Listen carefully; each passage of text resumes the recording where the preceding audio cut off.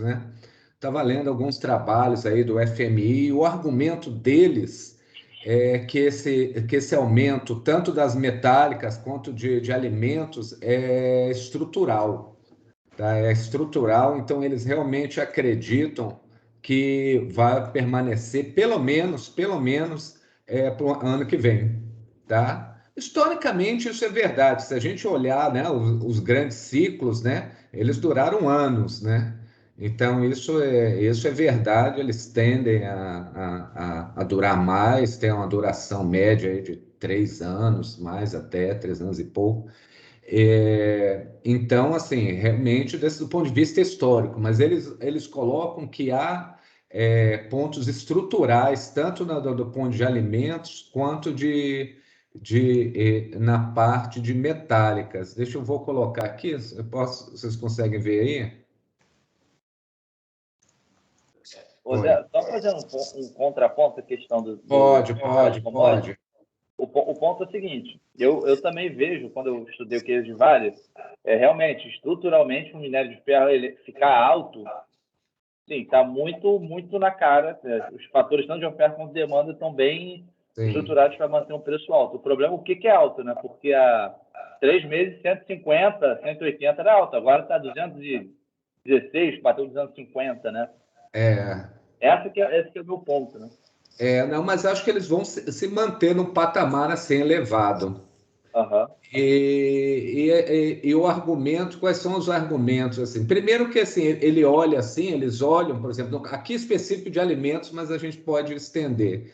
Eles falam o seguinte: olha, antes da pandemia mesmo, o preço já estava subindo.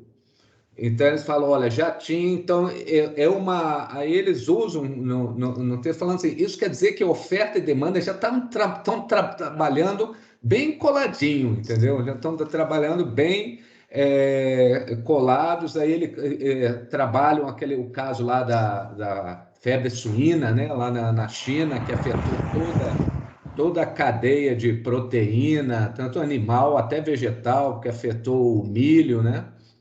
Então ele falou, olha, isso aí vai continuar, teve um impacto.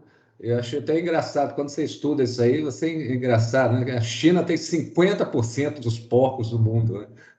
Eu falei assim, não sabia, eu falei, pô, haja carne de porco, né? Aí, aí o ponto que ele colocou, que ele coloca como estrutural também, que essa é uma coisa que a gente vai ver no próximo, é que o efeito da pandemia teve efeito estrutural. Muitas pessoas passaram aqui que comiam fora, passaram a comer em casa, fazer em casa. Então, isso vai ser um choque de demanda que ele acha que vai se manter, entendeu? As pessoas estão. Inclusive, menciona a questão de estocagem, diz que tinha muita gente que não estocava, e, pô, você pode até discutir se é racional ou não, né? Mas passaram a estocar comida em casa, então eles mencionam isso. É, e aí eles colocam que aqui é o preço ao produtor, que esse aqui é o preço ao consumidor, e falam, olha, o preço ao produtor não para de subir, né? Continua subindo. Isso vai ter um repasse em algum momento, então isso aí eu trago isso, eu gostei desses slides, porque aí a gente traz sobre a questão mais à frente de inflação, né? Então, isso aqui vai um dia, na hora, bater na inflação, né, no CPI. No Brasil, no caso do Brasil, já bateu antes, né? E aí, uma coisa interessante, inclusive no relatório de inflação desse mês, eles também trazem, o que está acontecendo nessa questão do custo de transporte. É bem significativo esse aumento do custo de transporte no mundo. Então, aí eles discutem, tem a questão que reduzir o número de caminhoneiros nos Estados Unidos, tem alguns portos que estão com dificuldade, mas a verdade é que o custo do frete aumentou sensivelmente, está no seu máximo histórico, e aí isso afeta custos, né? Então, afeta os preços. E aí ele colocou, e é generalizado. Então você está generalizado até com vegetal, cereais, quer dizer, você vê esse aumento aí no preço das commodities. Então, assim, o argumento deles, assim, que se fosse um ou outro produto só, né, você poderia entender que é algum fenômeno especulativo, alguma coisa desse tipo, mas assim, generalizado assim.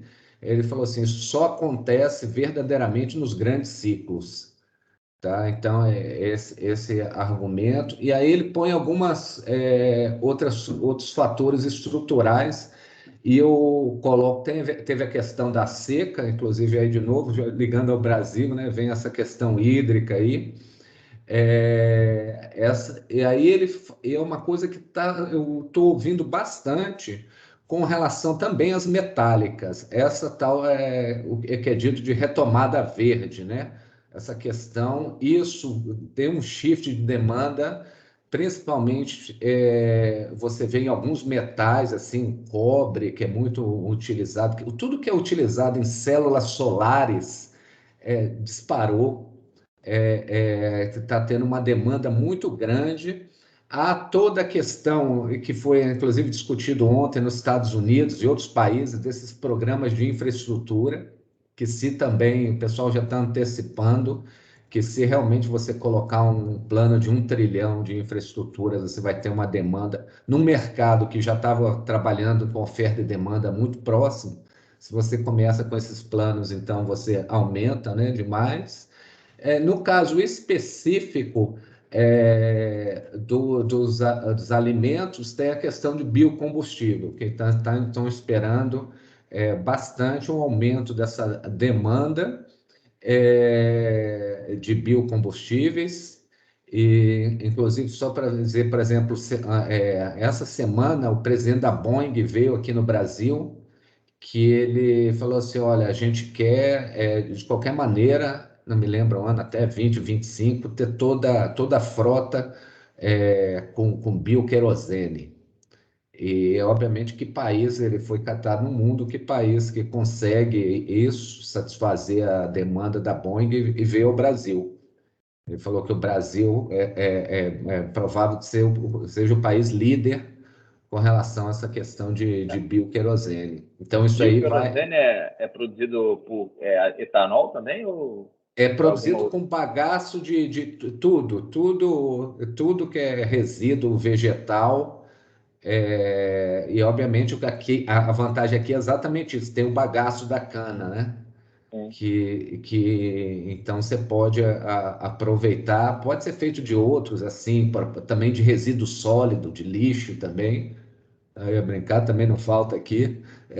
Mas o ideal aqui é aproveitamento de partes da cana nisso. Então, eles já fizeram até um estudo aí de demanda, falando assim que o Brasil consegue, pelo menos para a Boeing, consegue satisfazer, né? É, Então, assim, eu vejo, e aí vai na análise que a gente vai fazer das outras perguntas, né? Se você tem essa pressão, e aí que os bancos centrais estão começando a ver, essa pressão parece que não é temporária, né? Parece mais permanente. Então, isso que está começando toda a discussão, seja aqui já digo que já descobriram que é mais permanente mesmo, mas lá fora, a discussão do Fed. E até agora eles estão bem. Eu acho que o risco deles ficarem atrás da curva é alto. E assim, eu particularmente acho impressionante como a questão dos títulos, renda fixa, não tá reagindo, né? Ao contrário, né? Eu, assim, a única explicação que pode ser é liquidez, cara. Eu não vejo, porque assim, eu particularmente vejo bastante essa pressão. Hoje saiu, né, o PCE, quer dizer, é o mais alto desde de 92, quer dizer, tudo é o mais alto, né? Tudo é o mais elevado. Eu sei como que isso não vai ter uma persistência. Isso é impressionante, mas o mercado não. Emoção, pouquíssima emoção, né? Tá 1,50 ali, né? O de 10 anos, e não tem. Mas eu acho que, então, assim, a discussão lá fora, a discussão de crescimento já passou. Inclusive, eu vi alguém escrevendo assim que há um certo risco, por exemplo, do crescimento dos Estados Unidos não ser tão alto. Eles já estão usando um argumento brasileiro, né? Influenciado pela inflação, né? Que as pessoas não teriam esse aumento de consumo que o pessoal está esperando, né? Personal expenditure lá, exatamente por causa da inflação, que é uma coisa que a gente ouve bastante aqui, né?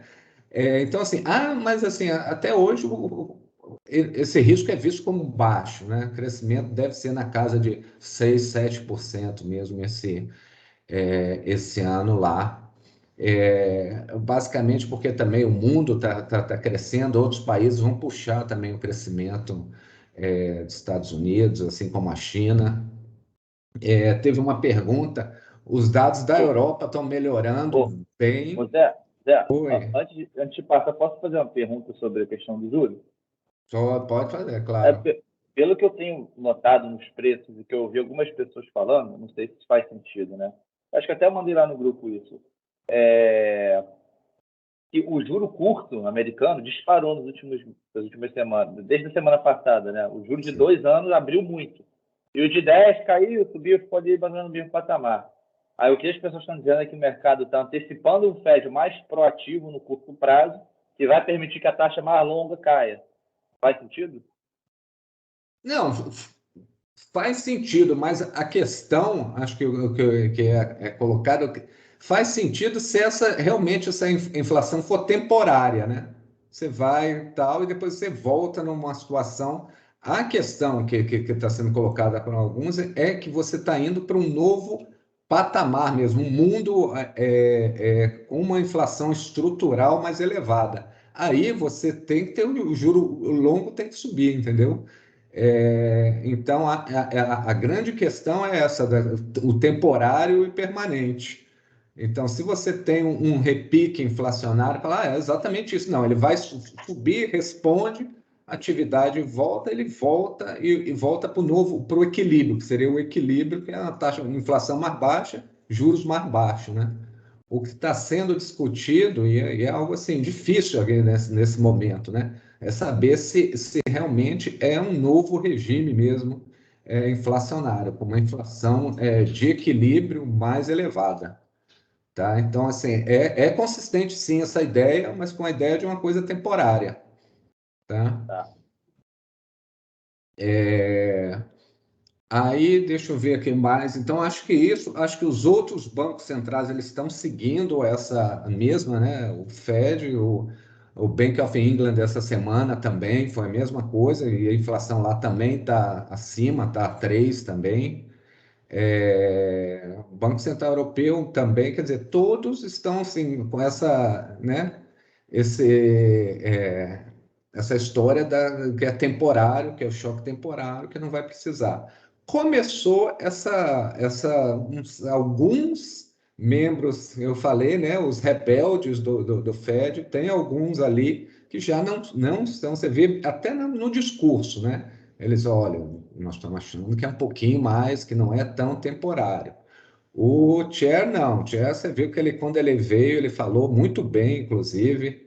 É impressionante como a fala deles realmente bem mais calma e clara do que aqui no Brasil. Ele falou, foi bem claro que ele não espera, inclusive até com relação à retirada do estímulo monetário, a compra de ativos, ele foi, não, olha só, não tenho ideia ainda, e pode ficar tranquilo que quando a gente começar a discutir, a gente vai falar. Ele foi bem, acalmou bem o mercado naquele dia, né? Aí depois viu que tem alguns membros mais rebeldes que não estão assim, não compram 100% a história, que estão com medo, né? Desse aumento da inflação repercutir aí, né? Principalmente como não se sabe ainda como é que vai ser o estímulo fiscal, qual vai ser o tamanho do estímulo, então eles ficam um pouco temerários, já esperam que no final do ano que vem tenha algum tipo de ação.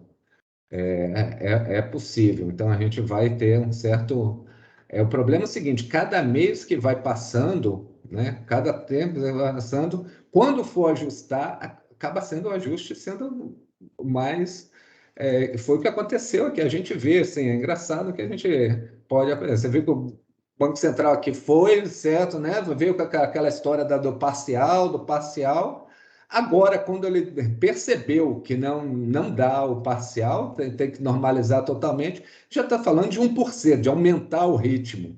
Quer dizer, o medo que o pessoal tem lá é que ele fique atrás, e aí quando vê que tem que tomar alguma ação, vai ter que tomar uma ação mais rígida num período de tempo mais curto. Então, esse José, é. na sua visão, então, dado que a gente tem a inflação alta já hoje, acumulada em 12 meses, e a perspectiva é de desinflação não ser passageira, eles já deveriam estar começando a normalizar Eu, agora? eu acho que já deveriam começar primeiro com a redução, porque assim, sei que tem alguns dados assim que é impressionante. O preço dos imóveis assim disparando. E por quê? Porque ele está comprando todos os pepinos lá desse mercado imobiliário. Então, assim, vendo, todo mundo vende o preço que for, né? Está sendo financiado, né? Os bancos financiam e tá. Então há um medo já há lá. Eu vejo assim algumas análises falando que, olha, você pode estar criando aí um monstro, né? Do mercado. A gente já sabe, já passou por isso, né? Então seria bom já encerrar a compra de ativos, alguns ativos específicos, né? Já, principalmente com relação de hipoteca, e começar a sinalizar que tem um medo inflacionário. Acho que seria interessante, mas ele não mostrou. E aí você pode perguntar, pô, o Fed assim, a credibilidade é a hora, né? Eles não vão perder essa credibilidade. O que eu acho, talvez, está acontecendo, e eles mencionam muito, eu sempre falei, isso é a questão do mercado de trabalho, né?